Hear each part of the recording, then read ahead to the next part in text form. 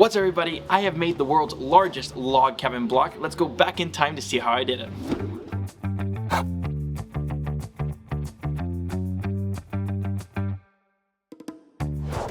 Whoa there! Now that we're back in the film room and have our fabric, I just want to say what a beautiful color wall it was that we got to pick these fabrics for this project. Now, a lot of you are wondering, how do we go about making the world's largest log cabin block? Now, first we need to understand the construction of the block and how to make it bigger. The very first thing you have to do is cut out your center square. In my case, it will be white. Now, wrapping around on the top side of that square will be my orange. On the other side will start my blues. The orange will turn to red, which turns to pink, and the blue side just keeps getting more blue. That right there is how we're going to construct this. Now, normally speaking, you'll be cutting out 2.5-inch strips here. In our case, we're making it even bigger. Everything's gonna be 10-inch strips. Let's start with our white. Now, like I said, we need to start off with our white fabric here. We wanna cut a little bit bigger than a 10-inch strip here. That way I can iron it, cut it down, do all my things I gotta do. I'm gonna cut myself a 12-inch strip here just to be safe. And the big part of today's video is going to be ironing. Make sure that you're ironing and pressing everything nice and neat. This is the most crucial part of the video, is making sure that you get a perfect 10-inch square. Now what I'm going to do is I'm also going to cut my other side of this because I know I have plenty of width here. Now that I know that this is 10 inches wide, I'm going to turn this, I'm going to do the exact same thing, but now I have reference points to line it up with. Now that right there is a perfect 10-inch square. Now I'm going to jump into this beautiful gold color here. Man, this is a very, very pretty piece of fabric. It doesn't take too much yardage for this, and down in the description below, we're going to have a pattern on all the measurements on how to make this. I'm very first thing going to do is take this and cut off my edge. I am going to cut it 1 inch bigger than what I need, and then I'm going to iron, steam, press. You guys know what I'm saying here. So with the next step here, I need to cut out a 10-inch perfect square one more time. Then everything from here, all the measurements change as we go along here. And we're going to cut it and measure it together. Following the same procedure as last time, I'm going to cut my 10 inches and then I'm going to turn my block to finish it off. So, as you see here, I have two beautiful 10 by 10 inch squares. We're going to sew and be cutting all the time with this block to make sure that it is perfect all along the way. So we're going to lay the right sides together, and you're going to drop it into your sewing machine with a 1/4 inch seam allowance. On over to the ironing board. We want to make sure that we're opening up all of our seams on this project because it's going to be perfect. We might as well take the extra second to open our seams. There are a few of you out there that are going to ask, why did I open up the seam here? This will ensure a perfect long arm quilting, which you guys will be seeing here as soon as it is done. Again, one shot to do this. So now that we have this piece, it's time to add on another piece of orange right here, starting to give it the effect that we are looking for. Just because how this works in sewing math here, it is no longer going to be a 10-inch by 10-inch, right? Because it has a 1/2 inch seam allowance here. So currently we are measuring 19.5 inches. What I'm going to do is I'm going to cut my piece 10 by 20 inches and we can cut off the rest after it's been sewn. Bringing this beautiful piece back in.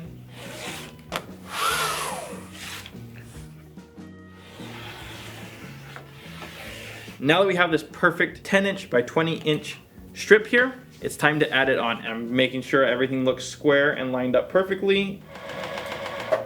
Now that we've sewn this up, it's time to iron it, and again, we're going to open up that seam just to be safe. So as you can see here, I've got an extra piece here, or actually a little bit off that end, and we want that. We made sure to cut these two blocks perfectly. We can square off of these blocks.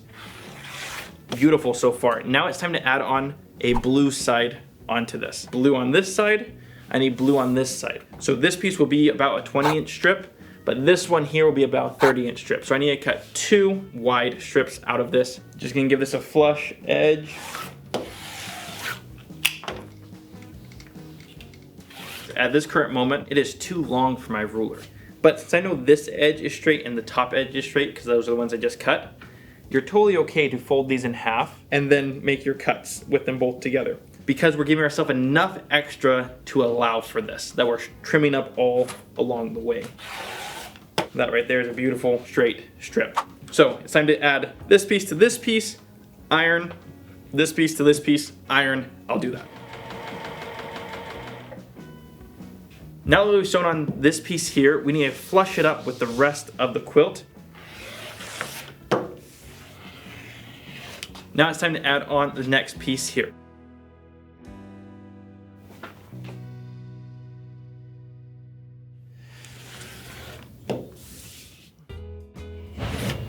For the next step here, I need to add a row to this side and a row to this side. This row right here is going to be 30 inches by 40, and then I'm going to have a 40 by 50, and we're going to keep on going down the way here. Red, going on this side.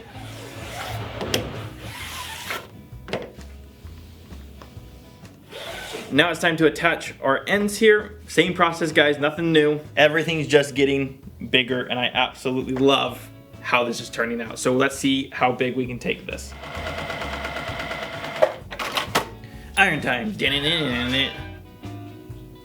Same thing as before, I'm using my block to continuously square this project up. Oh, this is getting huge. Same thing, guys, we are trimming up with the prior row to it. So guys, we are more than halfway there, but things change here at the halfway point. We now have to cut our measurements a little bit differently so that we don't end up with seams in the middle of our rows here. So I'm gonna grab this here, and I have to plan on how I'm going to cut this now. So I've got my beautiful blue here. I need a 40-inch stripe and a 50-inch stripe. So I need to cut 50 inches worth of fabric right out the gate and then subcut it. Let me show you what I'm talking about here. So I've cut off flush on this side. Now I need 50 continuous inches of fabric here. So I can't get it off my length, or sorry, my width here. I need to get off the length. So right there is 47 inches. I'm gonna just pull it back a little bit. 47 inches plus 3 is gonna give me my 50-inch mark, plus an extra inch just to be safe. Everyone's gonna say, I get it, I get it. I'm using a lot of fabric for this one particular piece. This right here will be the length of that row. All of this I'm still gonna be able to use for other projects. So I'm gonna cut length here, and then I'm gonna chop down one end to be 40 inches, one to be 50 inches. That way it's all good. Time to iron. So what I'm gonna do is I'm gonna fold this over end to end. I'm actually gonna be cutting both of my strips all at the same time. Slide it over. And all this now is scrap or for the next project. And I should have two pieces here. They're exactly the same size. This piece is all ready to go for my longer strip, but I need to cut down that one an extra 10 inches, so it's 40 inches instead of 50 inches. Now let's pull this guy back out. Short end's gonna go right here. Then my long end is going on this side here. Now it's time to sew, which I'll be doing now. Almost there. We're getting somewhere. So same thing as always, we're gonna just trim off the sides that are already on this. Now it's time to add one more side onto this.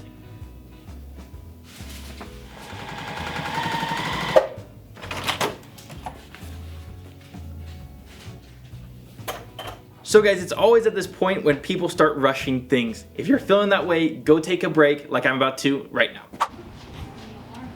This is really designed for children. Whew. Well, that's all I really needed here. Back to the project, and we only have two more sides to put on. Let's grab the next color, which is this beautiful pink. Then I'm gonna be putting it on this edge here, and now we're gonna need a 60-inch length to cover the long side and a 50-inch length to cover the short side here. So again, guys, just like last time, I'm gonna line up my edges here. I'm gonna fold over one more time. It's time to cut our 10-inch strip. Now this whole chunk here is an excess. Now it's time to cut this down, or one piece of this down, to a 50-inch piece. And we're gonna leave the other one as a 60-inch piece. So,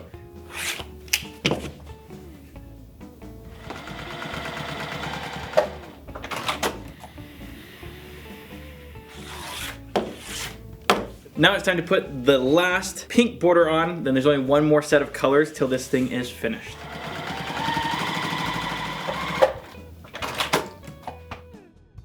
So guys, we are down to the final border here, and I've got this beautiful blue. Now, I'm gonna need 60 inches of blue to finish off this side here, and then 70 inches to finish off the next. So I'm gonna cut a 70-inch piece. Not only that, I'm gonna cut both of my 10-inch strips out of that piece and finish this guy up.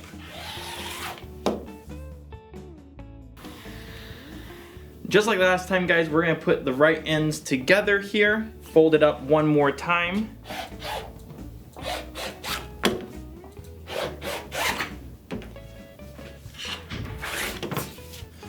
Final borders, let's go.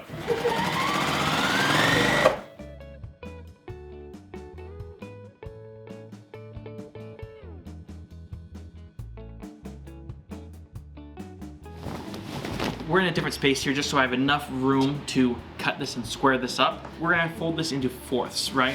Fourths will give us a perfect square up.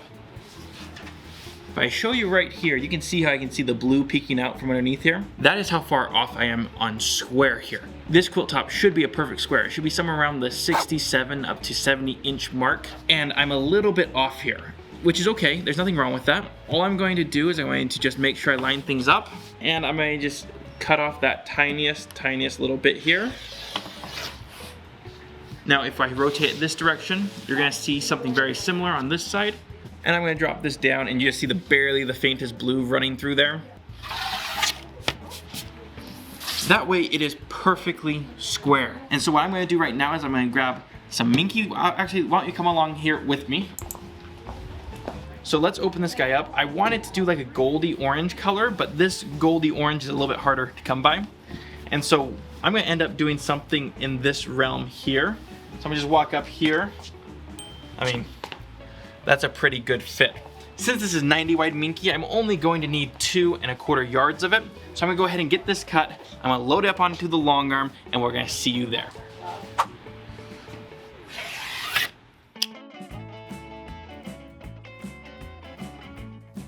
So now, guys, there's a lot of different colors going on here. These are the 3 that I think are the closest. I think that the best one on this quilt is going to be this darker blue, so I'm going to wind up some bobbins and start sewing. So now that we picked the pattern here, we went with this kind of swirl design, hoping that it's gonna break up just the geometricness of the quilt itself. So let's go ahead and get started. We're gonna turn this on.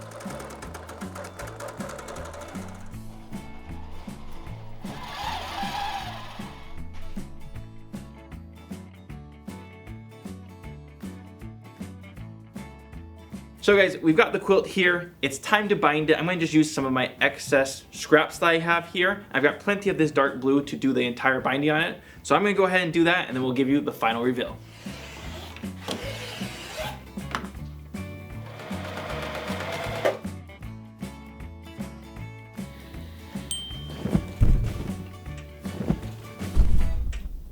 My bad.